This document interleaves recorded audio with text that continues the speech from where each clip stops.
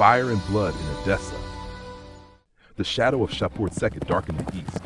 His armies crushed churches in Persia, driving terrified believers westward into Roman lands.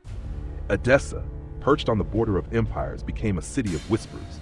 Refugees staggered through its gates with stories of bishops strangled by their own robes. Congregations herded into fire. And now, Rome's own edicts echoed through the streets. Sacrifice to the gods or die. Among the defiant stood two brothers in faith, Shmona and Gurya, ordinary men of the market, but summoned before the governor Lysanias, they spoke with the strength of prophets. Lift your eyes to the sun and burn incense. Gurya's reply, we do not bow to created fire, but to the one who made the sun and set its course. We are Christians. We do not worship the works of men who are nothing, whose works also are nothing, but we worship God who made the men. Shmona, scourged and bleeding, smiled through torn lips.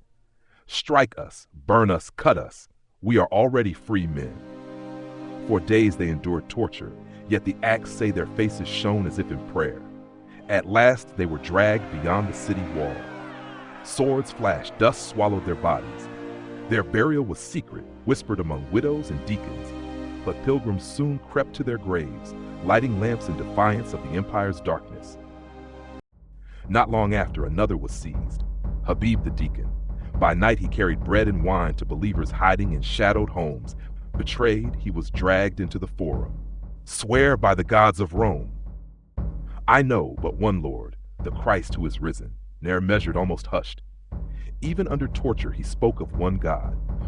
For this, firewood was piled high, flames roared into the sky. Yet when dawn came, the people found Habib's body untouched, lying in quiet repose, as if he merely slept. His relics were carried to rest beside Shmona and Gurya. Bishop Shmona stood over them and wept. These men have watered this city with their blood, and their witness will outlast the tyrants. Meanwhile, beyond Edessa's walls, Shapur II raged. His reign overlapped with Constantine, and the Christianization of Rome made Persia's believers look like traitors. In 339 AD, he began his fury. Heavy taxes, mass arrests, whole congregations swept away in fire and sword. Edessa stood on the fault line of that storm. Refugees poured in, carrying tales of agony and defiance. Those stories did not break the city. They branded it with a name. Edessa, the city of the witnesses. And every Christian who heard their stories knew the call. If they could endure, so must we.